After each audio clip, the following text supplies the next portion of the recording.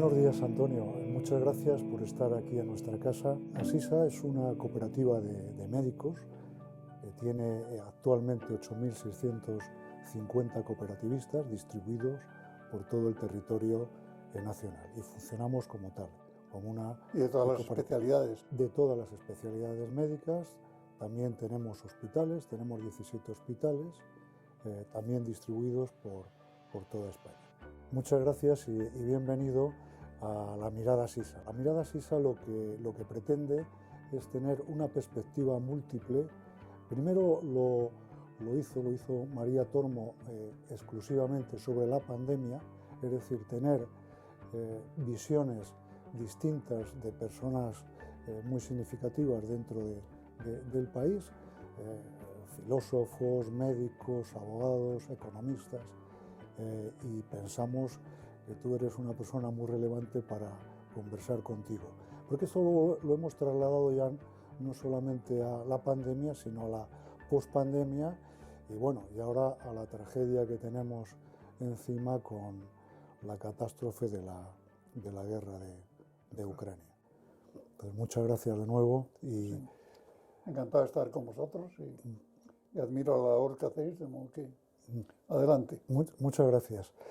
Bueno, lo primero, yo iba a hacerte una pregunta, pero casi me voy a referir a cómo te he conocido. Te estábamos esperando, María y yo, a las puertas de la sede.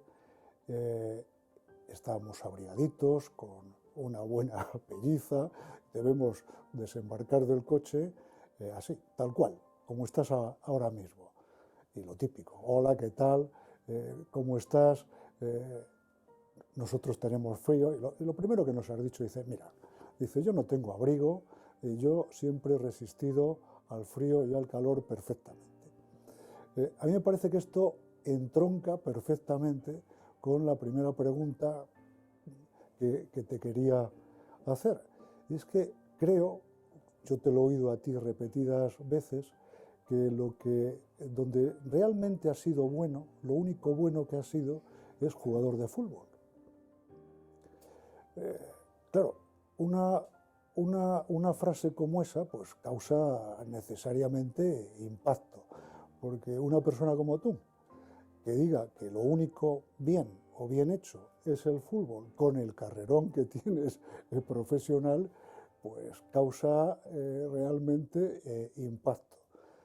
Pero que da cuenta, yo creo, que de un carácter, de un talante que tú tienes, que se pone en evidencia a las primeras de cambio con el abrigo y también con el fútbol. La primera pregunta es, ¿cómo pudiste dejar de jugar al fútbol para luego...? ¿Cómo pude? Pues la verdad es que esa es una pregunta que de vez en cuando me hago, ¿no? Que es el llamado concepto de futurible, que de vez en cuando todos deberíamos hacernos, que es que hubiera pasado si. Y la verdad es que todos tenemos que recordar siempre que uno es uno y su circunstancia. Esa frase orteguiana es una frase muy importante, ¿no? Porque la gente lo olvida, es decir, de vez en cuando uno olvida de que muchos de sus méritos no tienen que ver con tu propio esfuerzo, sino porque has tenido una herencia determinada o has tenido unas condiciones especiales, o buenas o malas, pero en fin, algo que te ha afectado a tu vida, ¿no? Yo siempre digo que he sido una persona que ha tenido buena suerte, es decir, no me puedo quejar de nada, es decir, yo lo que he tenido fundamentalmente es buena suerte. Y con eso lo dejo, en el sentido de que sería injusto por mi parte el no reconocerlo, ¿no? Cuando la gente me dice, no, pero este hombre internacionalizó la abogacía y yo digo, pues la razón es que yo me llamo de segundo apellido Walker. Mi madre era una mujer americana, guapísima y bellísima, que murió cuando éramos los ocho hijos de mi padre muy joven. Y como es lógico, pues cuando uno tiene una madre americana, pues va a Estados Unidos, conoce Estados Unidos, y si uno es abogado, pues conoce firmas de abogados. Bueno, y entonces lo que hace, pues es, en definitiva, acumular experiencias, ¿no? Si mi madre no hubiera sido americana, esa circunstancia pues no me hubiera permitido hacer las cosas que he hecho. Bueno, que tengo que agradecerlo. quizá también esto tenga que ver entonces con ser tú una persona multidisciplinar, donde te ocupas actualmente de múltiples disciplinas, es decir, tus intereses son numerosos. Como poeta, como escritor de teatro, estás en ACNUR, presidente de ACNUR, es decir, tocas diversos palos donde yo creo que la creatividad es un elemento central en tu actividad, donde no solamente está la abogacía, que por supuesto, sino otras muchas disciplinas, y que desde ahí nos resulta muy interesante tu perspectiva y también que nos cuentes tu experiencia, que eso es lo que pretendemos. Yo creo que todos tenemos y ejercemos distintos oficios, ¿no?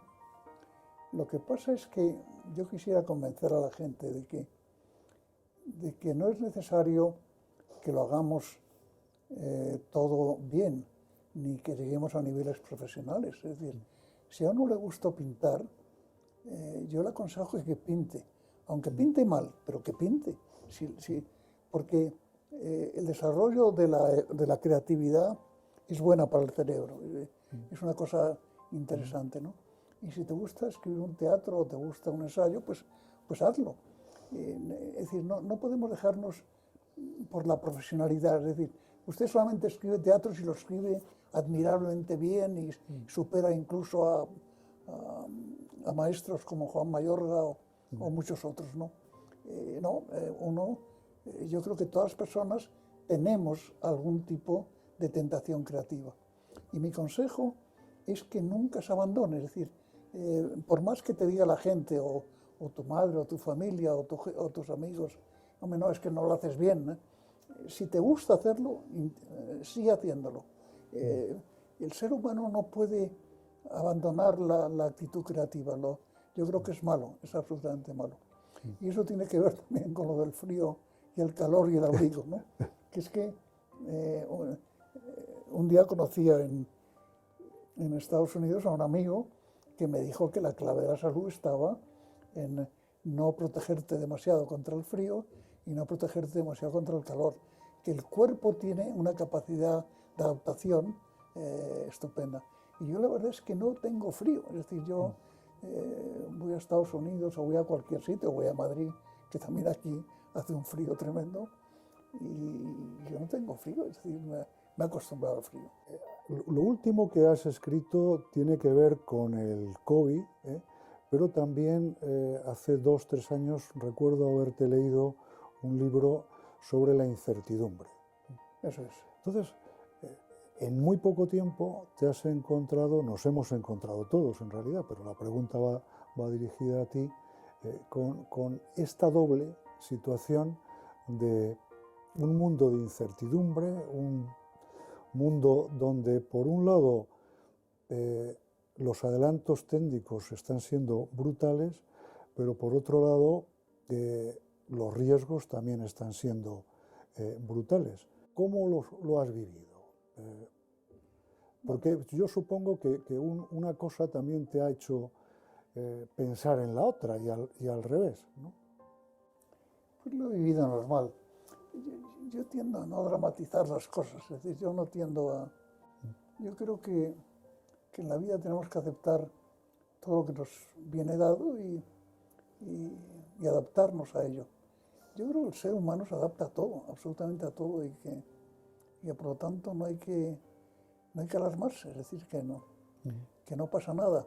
Y por otra parte, yo no estoy dispuesto a aceptar que estamos viviendo una época mucho más difícil o compleja o peligrosa que otras. Yo creo que el ser humano ha vivido todas las épocas, y en todas las épocas se ha pensado que se estaba viviendo una vida complicada o compleja, y luego resulta pues que aquí estamos todos, cada uno a su manera, pero todos nos adaptamos a esta situación de una manera perfecta, ¿no?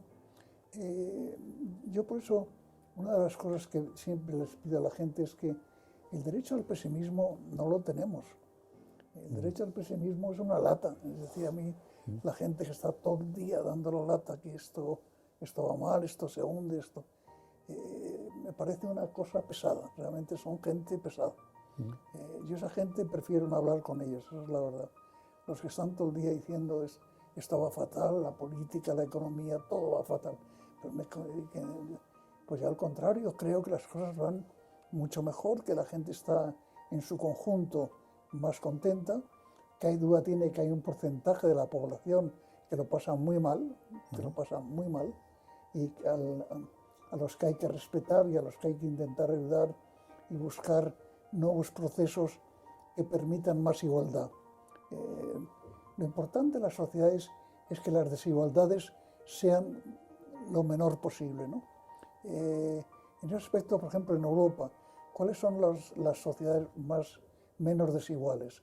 Las nórdicas, después las centroeuropeas y luego más bajo el sur en España, en Italia, en Grecia, en Turquía, hay muchas desigualdades, demasiadas desigualdades de todo tipo, ¿no? Y ahí es donde tendríamos que trabajar, en que hubiera sociedades menos desiguales, ¿no? Yo creo que ahí tenemos que luchar de una manera definitiva. ¿Y cómo podríamos hacer ante esta situación efectivamente tan desigual como puede ser Suecia o África y Asia? ¿De qué manera tú estás colaborando intensamente con ACNUR? Pero ¿cómo ves tú que podría llevarse el estado de bienestar a sociedades que es una sociedad de infinitos malestares? Pues aceptando una cosa que parece ahora, a mí yo creía que iba a ser más fácil, pero resulta que sigue siendo difícil, que es que la solución del mundo actual consiste no en enriquecer más al mundo rico, sino enriquecer al mundo pobre, ¿no? Y que eso hay que hacerlo pues de una manera primero ética, pero también utilitaria, es decir, si no enriquecemos al mundo pobre, no tenemos futuro. Estaremos siempre en situaciones de incertidumbre y en situaciones de inseguridad, ¿no? Tenemos que luchar por la igualdad, en efecto, como tú has mencionado, cuando la gente se queja, pues habrá que pensar cómo están viviendo la situación en países africanos o en países también del Asia pobre, que hay países del Asia pobre tremendos también, e incluso en Latinoamérica, donde también hay países que están pasando épocas terribles, ¿no? Y claro, si los ricos no entienden que hay que enriquecer a los países pobres, cediendo incluso riqueza, yo creo que eso es una cosa que no entiendo cómo no se genera ese tipo de ética, ¿no? Que es ayudar a los demás y ceder de lo tuyo, ¿no? Yo creo que el componente ético, es decir, hacer lo que hay que hacer y no hacer lo que no hay que hacer, es algo que tenemos que empezar a absorberlo. Y a mí me gustaría que desde el principio de la educación del ser humano, este tipo de temas se hablara con toda franqueza y con toda claridad, ¿no? Hay gente de verdad que se queja de una manera realmente intolerable, es decir, gente que tiene de todo, gente que tiene todo asegurado y sin embargo está todo el día quejándose. Yo no sé de qué se quejan, pero todo el día quejándose. Y lo malo es que hay mucha gente que se queja porque eso les parece que es como más serio, es decir, el quejarse es más serio, el quejarse es un tío serio porque se queja. No, yo creo que es un tío tonto porque se queja. Es una persona que debería no quejarse, intentar ayudar a los demás y hacer las cosas bien. Pero en España hay una cantidad de dramáticos que es una cosa tremenda, realmente es una cosa... ¿Y a qué piensas tú que puede ser, además de lo que acabas de comentar, no sé, a qué es debido esta queja bastante colectiva, quizá? Primero, pues para ocultar su propia riqueza a veces, otras pues porque parece que es estéticamente bonito eso de quejarse, ¿no? Yo creo que tú lo has visto y yo lo he visto, la cantidad de reuniones de amigos en donde ves un grupo en donde están permanentemente diciendo y esto va mal y lo otro va mal y el tema energético y el tema transportes y el tema... Es decir, están acumulando los problemas, acumulando los problemas. Como dicen en Portugal, tienen complejo el Titanic, es decir, el complejo de que esto se hunde. Bueno, pues como insistan mucho, se van a hundir. Pero a mí me gustaría que se hundieran ellos primero, que nos dejaran a nosotros a flote, ¿no? Pero es una actitud de pasividad, porque es, la queja como tal es muy regresiva, no posibilita la acción. La queja se queda en la mente. Eso es. Pero además son gente que no tiene derecho a quejarse, es decir, Todavía. que tienen todos los medios necesarios para estar encantados y felices de la vida, ¿no? Pero en eso hay unos pudores que a mí me parecen faltos de toda congruencia moral que me irritan. Y en España y en los países latinos ese ejercicio es bastante frecuente, demasiado frecuente.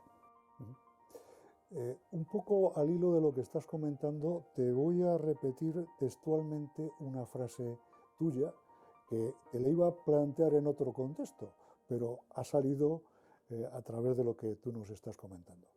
Dices, la bioética es la ciencia más atractiva e interesante de la vida actual. Bueno, porque tiene que ver con las condiciones vitales y tiene que ver con la conciencia, ¿no? Tenemos inevitablemente que cuidarnos físicamente, pero también tenemos que cuidarnos mentalmente. Yo creo que lo que está claro es que ser malo y ser amargado es una tontería. Ser malo es de tontos, ser malo es de tontos. Es decir, la bondad es lo que nos da la felicidad. El ayudar a los demás es lo que nos da la felicidad. Y no lo digo en un sentido moral de la palabra, ni en un sentido puramente de obligación religiosa. Lo digo que es que eso es la verdad. Que es que la verdad es que cuando hacemos cosas bien nos sentimos bien y cuando hacemos cosas mal nos sentimos mal. Y que eso se aplica a todo el mundo, absolutamente a todo el mundo. Y entonces, Antonio, ¿de dónde puede surgir esta estupidez o esta maldad? Primero hablándolo y que la gente lo sepa, es decir, que haya gente que comprenda y que entienda este tema. Empezando por el tema educativo, yo creo que todo este tipo de temas tienen que iniciarse cuando la gente es muy joven, Y lo digo porque además los niños también tienen maldad, hay niños que son malísimos realmente, pero malísimos. Y hay que educarles a que eso es una torpeza, ¿no? Y esto lo digo, no lo digo presuntuosamente, digo que, pero eso creo sinceramente que ser malo, que ser amargo, que ser dramático es una cosa, es una perversión moral, no tiene. Y luego que el optimismo genera también positividad y que a nosotros nos gusta hablar con personas pues que transmiten positividad y transmiten optimismo, ¿no? A mí que nadie me diga que le gusta hablar con gente dramática, porque es que es un aburrimiento, hay que ver la cara que ponen, sobre todo la cara que ponen de serios, de que esto es un horror, esto es un horror. Y generalmente, insisto, son gente que tiene todas las espaldas cubiertas y todo perfectamente resuelto. ¿Y cómo conjugas esta situación, por ejemplo, con la cultura, especialmente con el teatro, con tu teatro, con tu escribir teatro? Bueno, yo lo que pasa es que escribir teatro siempre me ha parecido que era una tarea, primero, buena para la mente, porque lo bueno del teatro es que estás creando permanentemente. Antes de que pongas la primera línea hay una página en blanco y tú tienes que de repente decidir, entra tal personaje, sale tal personaje, todo ese tipo de temas. Realmente a mí me fascinan, ¿no? Cuando empiezas a escribir teatro y como cuando has cogido una buena onda te escribes una página entera estupendamente bien y como cuando te falla la imaginación tardas mucho tiempo en eso, ¿no? A mí el teatro me ha parecido siempre estupendo y me ha gustado escribirlo, me ha gustado dirigirlo y en cambio no me ha gustado nunca interpretarlo, nunca he interpretado, no valgo para eso, me quedo rígido, me quedo... ¿Y actualmente qué estás escribiendo al respecto? Pues lo que te he dicho, lo de volveremos a morir. Volveremos a morir. Volveremos a morir. Bueno, que es gente que renace, es un grupo de gente que renace.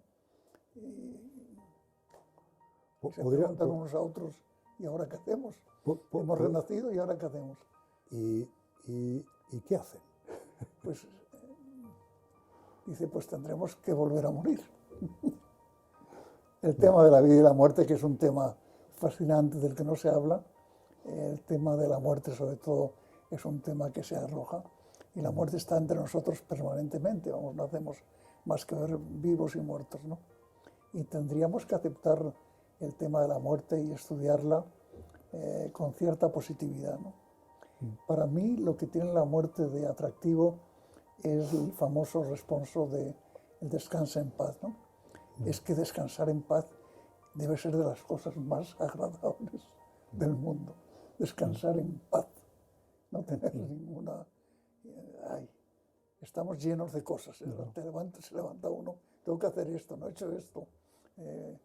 Esta mañana sobre todo me han recordado una cantidad de cosas que no he hecho y que tengo que hacer, que ya me tienen inquieto todo el día. Y no las hago, claro, porque de tanta inquietud las hago muy mal. En tu penúltimo libro sobre la incertidumbre, planteas que estamos en la era de la incertidumbre, del desasosiego, del no saber, de la duda. Y sobre eso se ha planteado ahora no solamente el COVID, sino la guerra de Ucrania.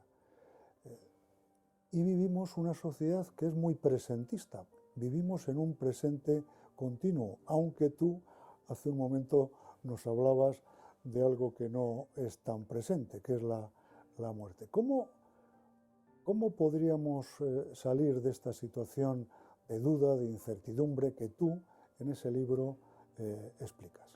Pues primero, aceptando que vamos a un mundo en donde los cambios se van a ir acelerando y tenemos una cierta incapacidad para absorberlos todos al mismo tiempo, porque nos están pasando de un cambio a otro permanentemente. Al mismo tiempo, aceptando que convivir con la duda y con la incertidumbre tampoco pasa nada, es decir, se convive con la duda y con la incertidumbre. Y esto lo insisto porque hemos sido educados siempre de una forma dogmática, diciendo esta es la verdad y esta es la mentira. Y hay a veces que no está claro el tema de si es verdad o es mentira. No está claro, no está claro. Y no pasa nada porque no esté claro, no pasa nada. Se puede convivir con este tipo de cuestiones, ¿no? A mí esas personas que saben todo, y esa frase española que es estupenda, lo que yo te diga, eso es una cosa, lo que yo te afirme, lo que yo te diga, pues yo creo que no pasa nada, que se convive muy bien con la duda y con la incertidumbre y que es bueno. Y que es bueno cambiar de opinión, como decía el refrán, cambiar de opinión es de sabios, o ese no es el refrán, pero bien, algo por el estilo, ¿no? No pasa nada por convivir con la duda, nada, absolutamente nada. Y yo les aseguro a la gente que hasta se pasa bien, es decir, sales con una idea y entras en otro sitio con otra idea, muy bien.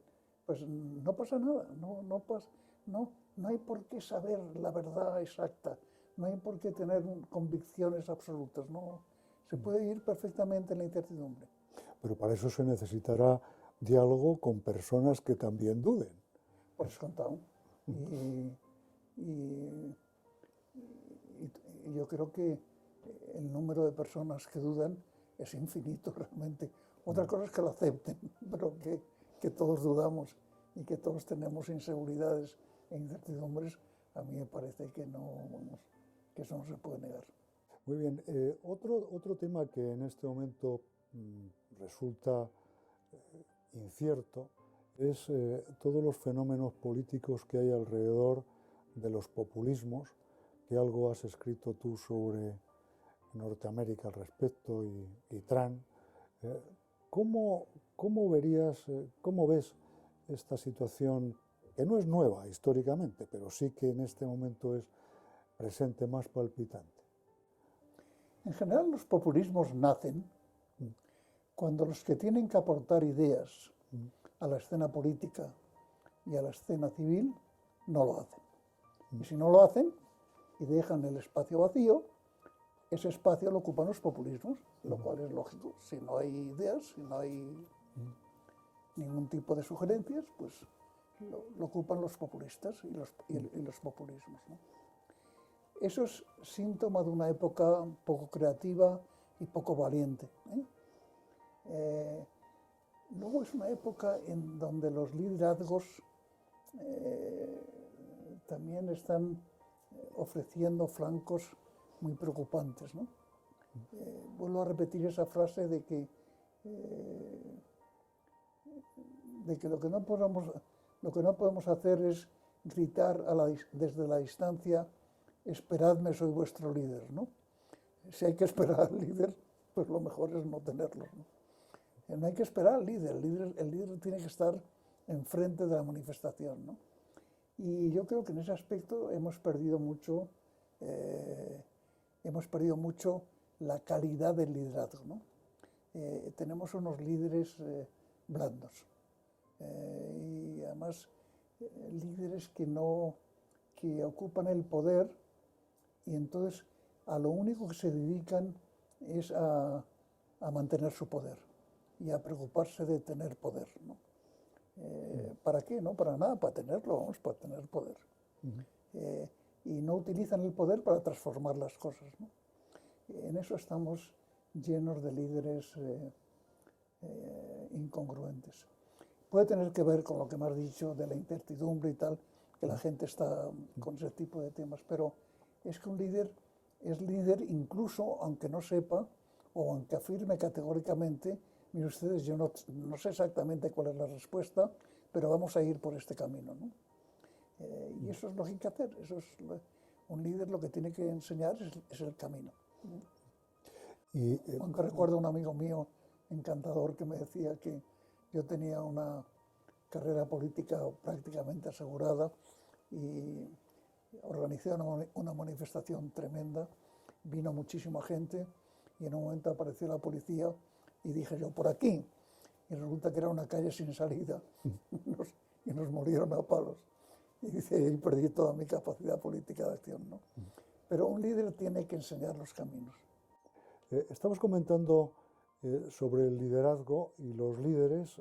Entiendo que ahí hay una dialéctica líder-sociedad, donde ¿cómo podría la sociedad propiciar un mejor y ético liderazgo? Eso no se le puede pedir a la sociedad, eso hay que pedírselo a los líderes. La sociedad, como es lógico, tiene su propia forma de actuar. Por de pronto, la sociedad detecta cuando un líder es mal líder y por lo tanto, pues, como el líder sea mal líder, la sociedad no va a hacerle caso. Y en segundo lugar, estamos ante una sociedad muy compleja, en donde es muy difícil encontrar una sociedad que tenga una posición clara y concreta sobre el tema, ¿no? La sociedad se multiplica y tenemos una dificultad de manejo de la sociedad. Pero eso es la época que nos ha tocado vivir y a eso vamos, y cada vez va a ser más complejo. Que nadie crea que vamos a ir a un mundo mucho más simple y mucho más sencillo. Vamos a ir a un mundo muy complejo en donde va a haber todo tipo de sensibilidades, todo tipo de reacciones, todo tipo de posiciones. Eso es inevitable, ¿no? Y yo creo que eso demuestra en definitiva pues que la sociedad avanza, ¿no? Yo creo sinceramente que la calidad democrática de España está mejorando y que tenemos una mejor calidad democrática. Por último, quiero hacerte una pregunta sobre el futuro y me voy a apoyar en una frase tuya, que dice: no tenemos la capacidad de predecir el futuro, pero sí de prepararnos para todos los futuros posibles, siempre fieles a nuestros valores, con la ética y la calidad en la cabeza.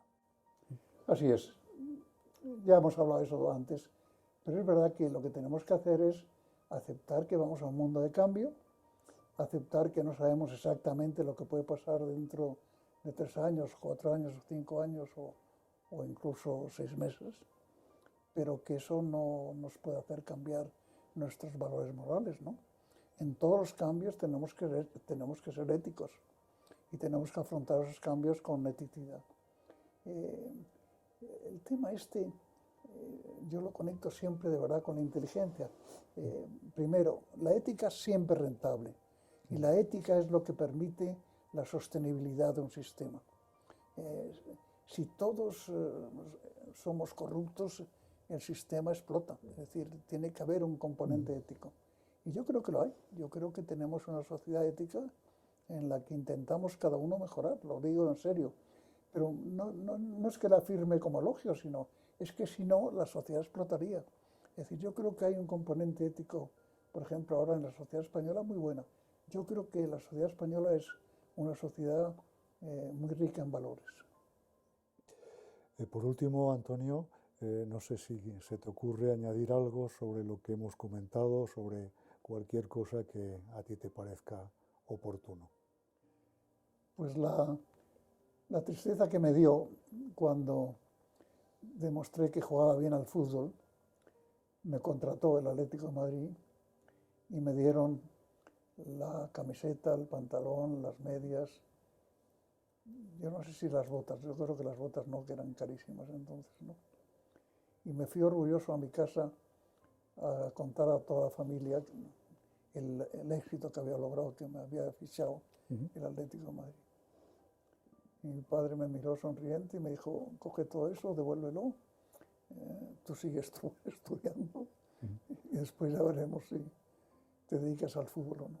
¿Y cómo? Entonces pienso, ¿y si mi padre no hubiera estado y a mí me hubiera fichado el Atlético de Madrid y hubiera sido un buen futbolista?